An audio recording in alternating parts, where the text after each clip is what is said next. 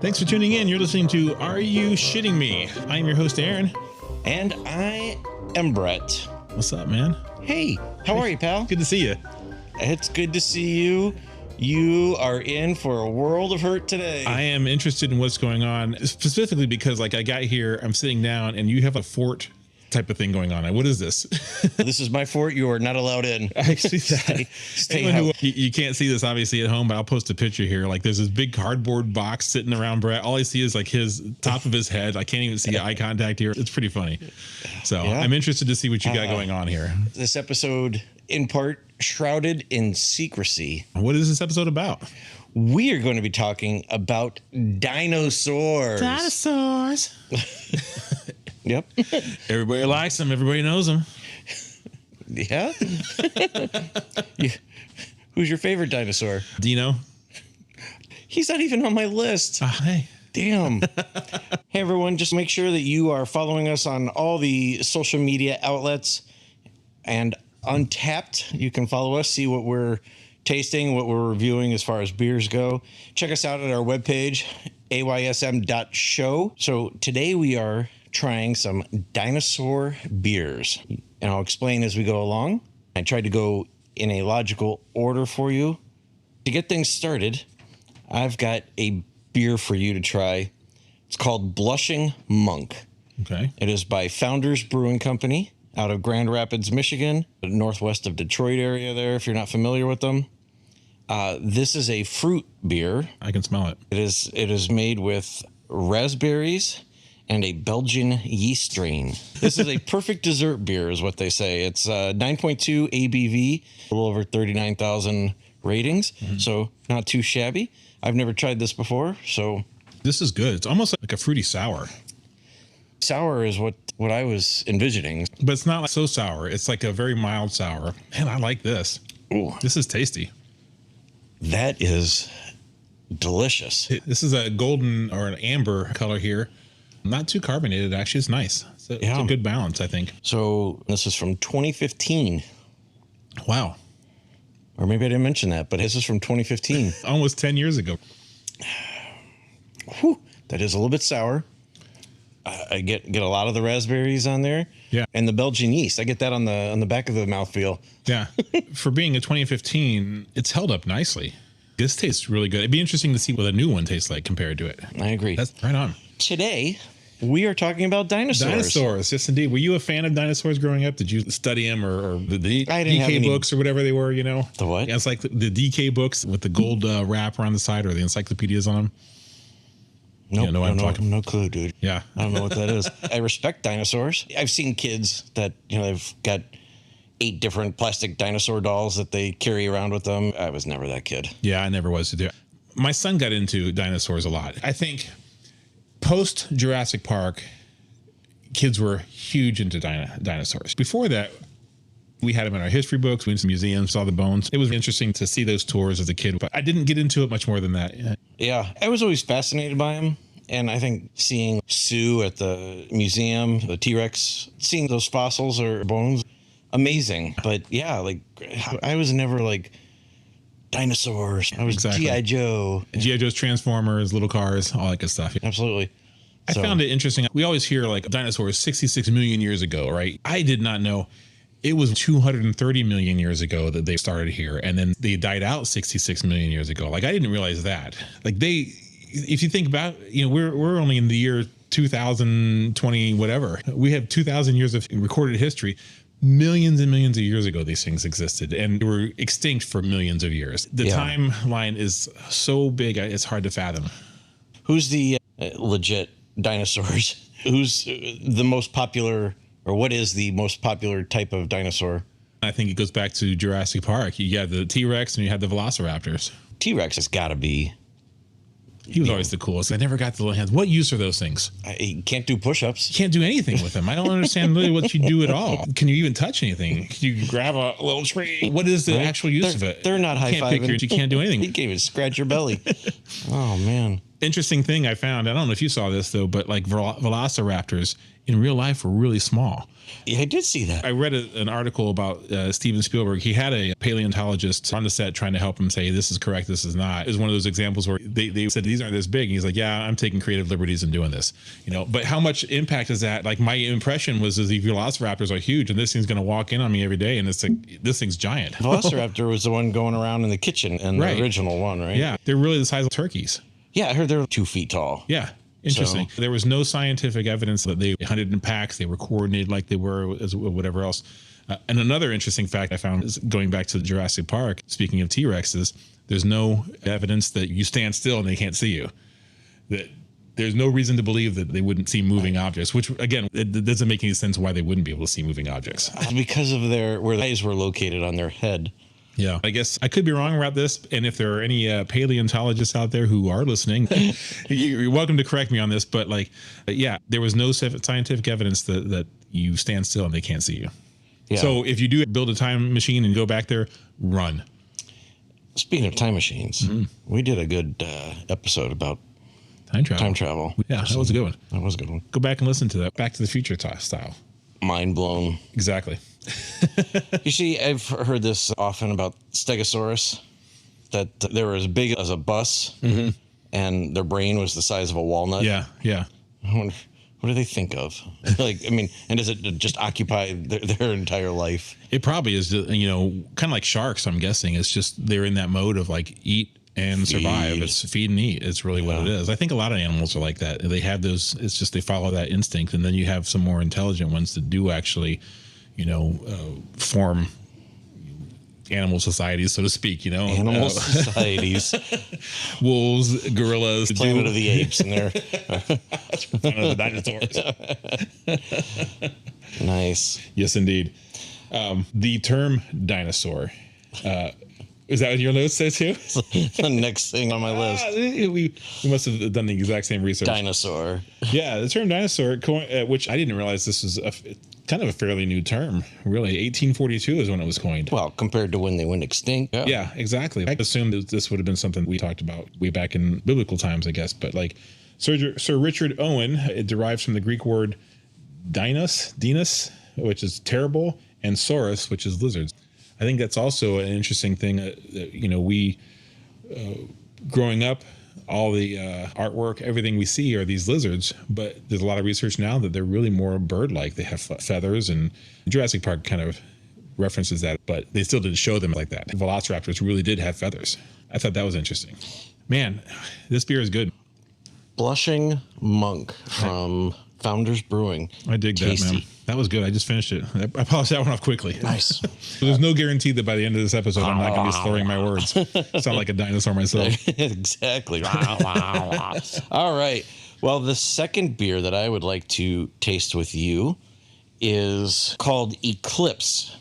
And this is the Evan Williams model. It's from 50/50 Brewing Company in Truckee, California, here in the U.S. It's kind of near Lake Tahoe area, not far from Reno. This is a barrel-aged stout aged in Evan Williams barrels. Wow. And so this is from 2014. It is 11.9% ABV. It's got a 4.41 rating on Untapped. There's only about 2,500 ratings on there, but it's got a good rating. Interesting. What's it called again? Eclipse. I've had Eclipse before. I have too. Stellar beers. Yeah, I enjoyed it quite a bit. This one, you said it's from 2014. This one's tasting a little bit off to me now. I'm sure it's because of the age, you know. It seems old. Yeah. It's got a smoky taste to it, so it's not like I'm getting any soy sauce with it. It's just a little bit bitey now. It is bitey. Compared to the last one. The last one was sweet. Yeah, the other one was very sweet, which is why I started with that one. Good stuff.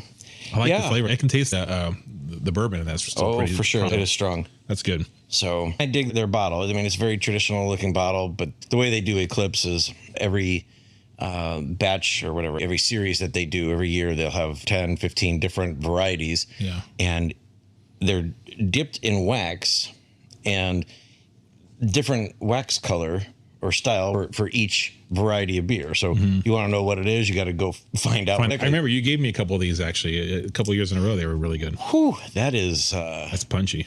yeah. I'm not seeing the tie-in yet between dinosaurs though, except that they're both old beers that you've had laying around in your house.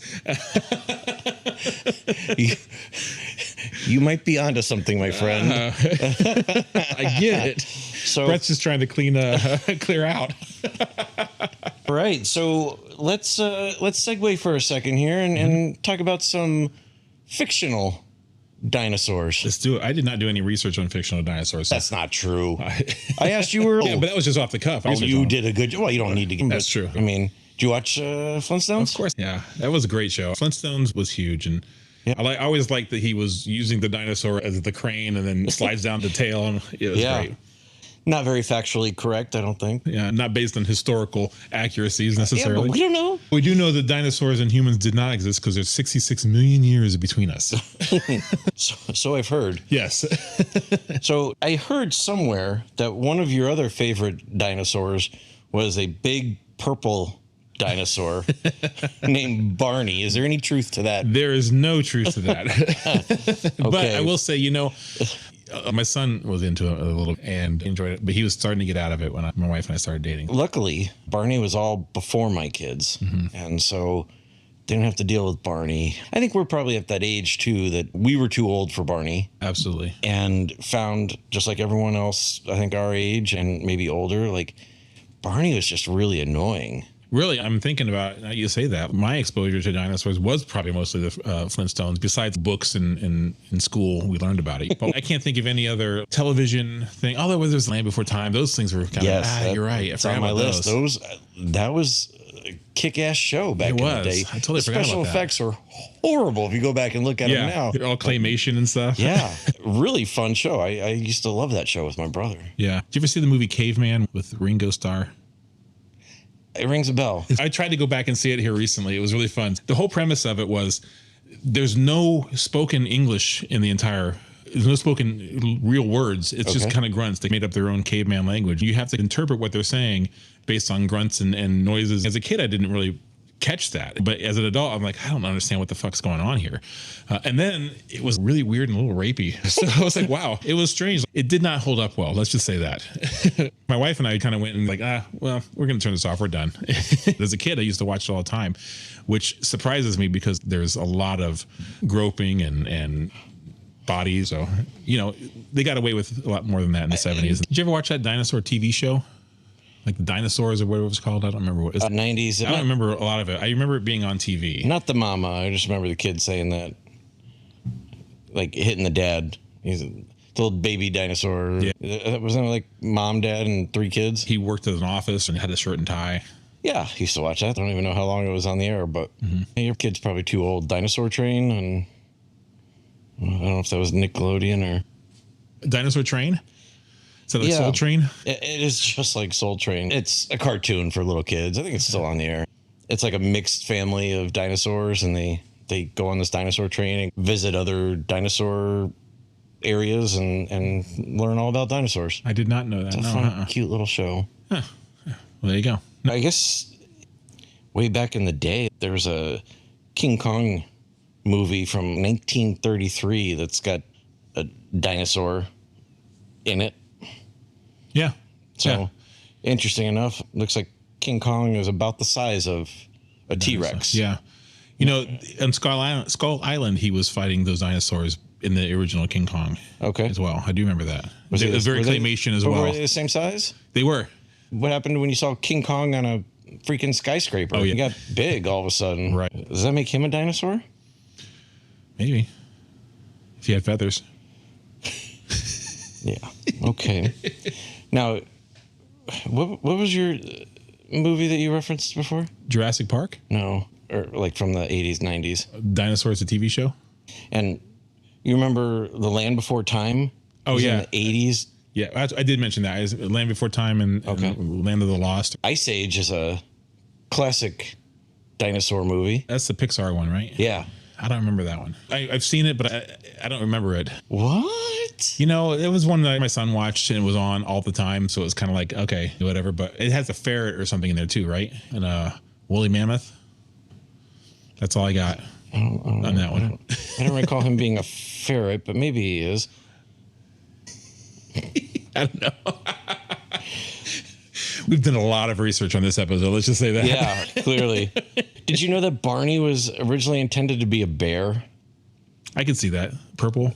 The creator or whatever, she and her son went to some dinosaur exhibit and he became fascinated with dinosaurs. So it switched from being a bear to a dinosaur. Interesting. Did you know that he was a hoodlum back in the day? I did not know that either. Yeah, That's his backstory. In 1987, there was a series of videos entitled Barney and the Backyard Gang. So, I'm sure he was like roughing people up on the streets before he saw the light and turned to You scared straight. Indeed. I think that Barney was just one of those shows that people like to hate. Well, I think it was easy to hate it too. It got annoying really quickly whenever it was on. Yeah. And it was everywhere. Now, there's some fun facts out there about the Barney show. The actor who played inside the suit. Karate moves, right? Karate chop to your throat, Steven motherfucker. Seagal. No, he became a tantric sex healer. Oh, okay. As one does. Makes sense. The CIA apparently used the theme song to torture prisoners. I see that. You can see that too. Welcome to America. According to a pastor in North Carolina, Barney's a liberal-loving demon. I mean, you just look at his voting record. Apparently, the creator's son was arrested for attempted murder back in 2013. Wow. Barney's Great Adventure was banned in Malaysia. You can go on YouTube now. There's all kinds of videos about people that just hate Barney. I mean, people are really anti-Barney. But there was some good stuff for it. I mean, it was a kid's show, obviously, and like it's supposed. I never watched it. So did it teach like singing and alphabets, kind of like Sesame Street kind of stuff, or? I think it was supposed to be like be a good person, type of thing, and accepting of all your friends and that kind of a thing. So I think it was based in some good things, if you will. But I think it was more annoying and in your face all the time. It's probably why people got rid. Kind of like Nickelback that way. Wow, they're the number 11 most selling album people of all times. As far as sales go, they're like number 11 on the charts. Oh, wow, yeah. Not cool, dude. All right, well, hey, let's move on here. What's this third one, man? So this third one is pretty exciting, actually. You might remember this when I start explaining it to you. So this is called Locals Stash. It's a breakfast stout by Crazy Mountain Brewing. And they are the makers, as you may recall, of Lawyers, Guns, and Money, which is one of the best barley wines I've ever had. Yeah. So Locals Stash Breakfast Stout, of course, is a stout. It's 6.9 ABV. It's got a 3.66 rating on Untapped with only 122 ratings, but it was also a very limited distribution. I don't think it was sold in stores, but at the brewery. It's an ale with bacon, maple, and coffee flavors. What year is this one? As best as I can tell, 2017. Okay. It's got the color of a stout, that's for sure. I don't get bacon, maple. I just get smoke. Yep, I get smoke. Oh. It's kind of like it's just a smoky stout. It is just smoky. Or two, yeah. Sorry, Crazy Mountain. I'll take the blame on this one. This was not you. So I will let you in. It is 100% me trying to get rid of some old beers that I have that are dinosaurs. I think I bought all the theme. I bought all of these new back in the day. Local Stash from Crazy Mountain. You and I bought together when we went out there. Right, and went to the brewery, which was awesome. Well, at first I thought that, and then you went to the eclipse. I'm like, okay, there's got to be some kind of thing about the eclipses and asteroids and whatever else, but No, the Eclipse is from 2014. That's a 10-year-old beer. Yeah, and that's the best one. Well, the sour, the Blushing Monk, that was really tasty too. Yeah, all of them. This one's definitely smoky. I don't get any of those other flavors out of it. I do not either. So again, it's not you, it's me. Haunting off I just took another sip and it kind of has a kind of medicinal aftertaste. So I think this one's kind of going bad a little bit, actually. Well, we're looking at 7 years, and I'm guessing at the year because it doesn't say on the bottle what year it is. Right. Like the Founder's Blushing Monk, it says 2015. It was a couple years before COVID that we did that, so I'm sure. So 2017, 2016, right in the ballpark. Yeah. That was, as I recall, only available at the brewery. They had a special. I do remember It wasn't that. a speakeasy, but I'm going to call it a speakeasy, like a special little bottle room they were just building at the time. That was a fun, if you recall that too, we met the brewer and he took us back and gave us a beer to walk around as we were checking out. He's like, oh, you want a tour? Here's a beer. Cool. Now let's go on the tour. That was cool. It was a blast. So now I do have, full disclosure, one more beer for you to try after all of these. And we'll get back to that one in just a moment. Mm-hmm. In doing research for this episode, one of the things I found really fascinating was the asteroid that destroyed the dinosaurs. It hit 66 million years ago, what we talked about. In that what day? Damn you, Tuesday. It was 112 miles in diameter, that asteroid that hit. Huge. It hit off the coast of Central America with such a high velocity, it effectively vaporized the entire area. Wow. It was gone. It had the equivalent of 1 billion atomic bombs. One of the things I found really interesting was when you see topographical maps of the area, you can see the crater underneath the ocean. We can't see it now, but it's there. It's on the Gulf side. Okay. Yeah. But there's been research to suggest that if it had hit somewhere else in the Earth, they might not have gone extinct. There may have been other factors or other life may have come out of it. It just happened to be where it hit caused what it was and allowed the opening for other life to come through. But if it had hit solid ground, it may not have had as big of an impact. I wonder if there was any contributing factors with it being closer to the equator. Because it was my understanding that throwing the poles. Well, the asteroid hit and knocked so much dust and dirt that it blocked the sun. Yeah. And therefore, without the warmth of the sun coming in, it kind of, too cold for the dinosaurs to survive. Yeah. And that's why, the climate change, literally. Now, I mean, I wonder how long does it take for that dust to settle? 66 million years. I don't know. Right. Would it take 1 million years for the dust to settle? Right. Especially if it's traveling around there, it'd have to almost, I don't know. What I was finding out was really interesting. Like I mentioned, it completely obliterated the immediate area where it hit. There was nothing left there. It sent a huge blast wave around the planet, threw vast amounts of material up in the atmosphere, massive fires, tsunamis, acid rain.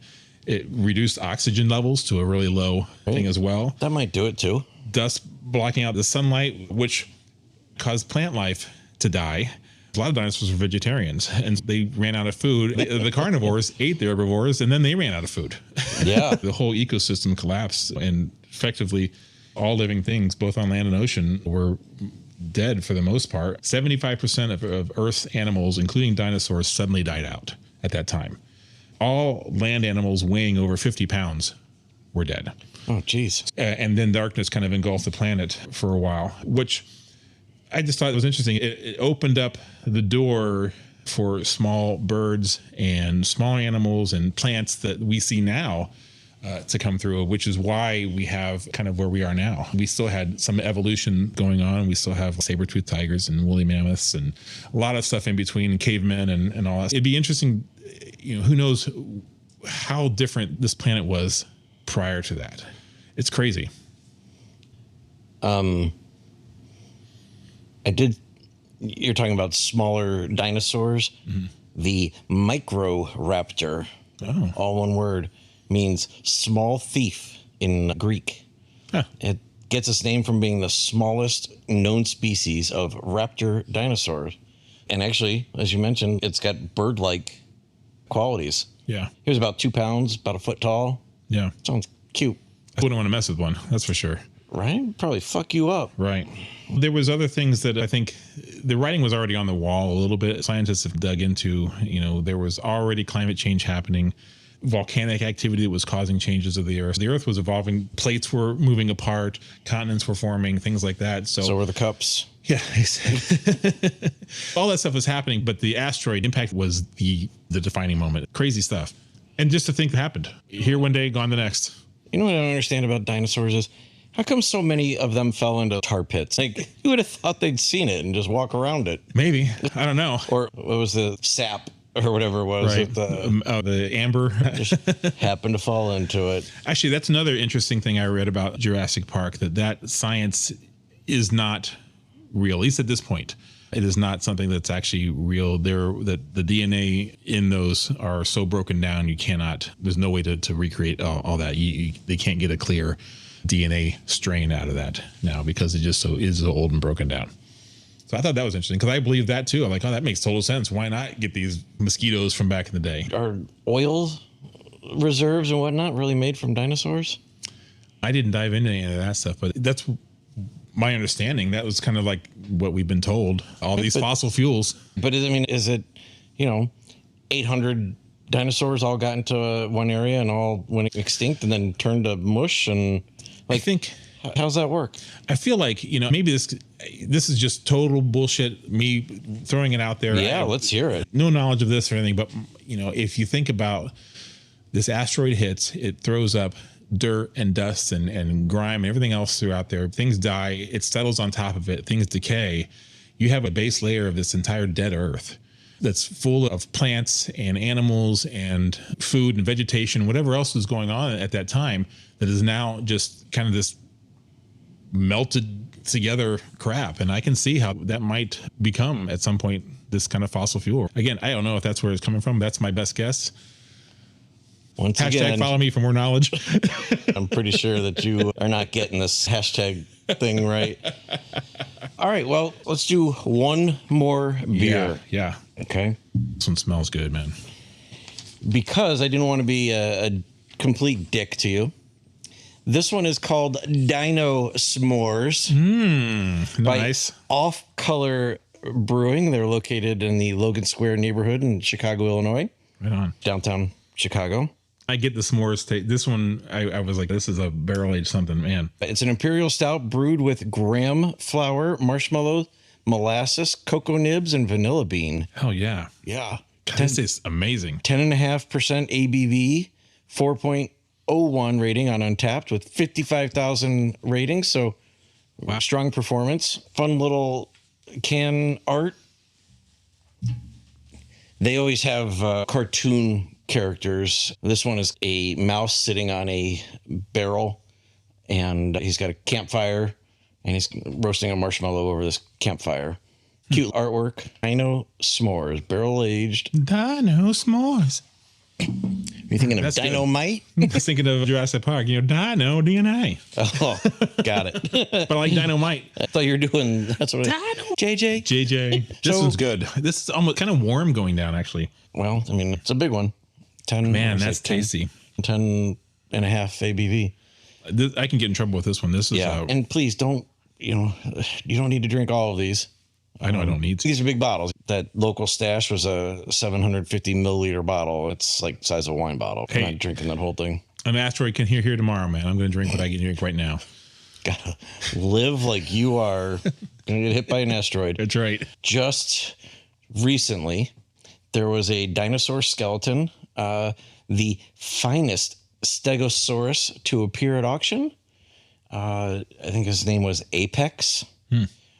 Just sold at a Sotheby's auction, $44.6 million. Really? Interesting. Not too long ago. I heard that people would go to different lands, like Dinosaur National Park or whatever. Mm-hmm. And, people go and try to find these, skeletal remains and take them and then try to sell them. It is illegal to remove skeleton remains off of other people's properties, but also off of any government property. So if you go to a state park and you find it, you're not allowed to take the remains. But if you own it, it's yours. If you own it, it's yours. Nice. Start digging tomorrow. Right? I would say get the metal detector out, but other than just digging, how do you find... The only way is if they wore braces or they had some kind of hip surgery.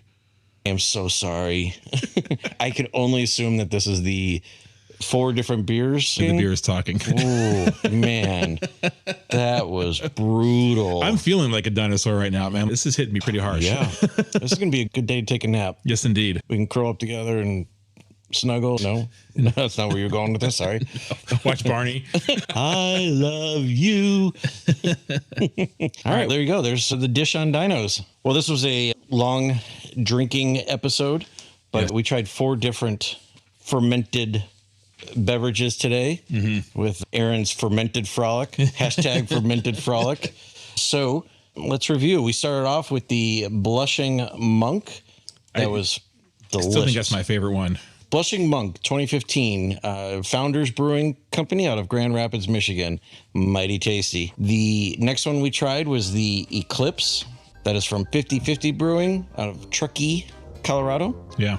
That was also very tasty. That was good too. That one just a little bit aged out now, I think. Not nearly as much as the next one, which was the Crazy Mountain Locals Stash Breakfast Stout. I think that one might have been 2017, but who knows? Could have been earlier. So that was the bacon maple coffee flavored stout. I got nothing but smoke, which not one of my favorite things. I don't like to drink campfires. I don't like smoky beers at all. I really do not either. But again, that was me not drinking it sooner. Yeah. And then we finished off with dino-sore. This one's awesome. By Off Color Brewing. This is tasty.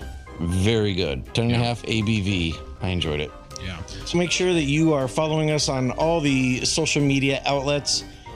Follow us on Untapped. Check us out at our webpage, aysm.show. Thanks for tuning in.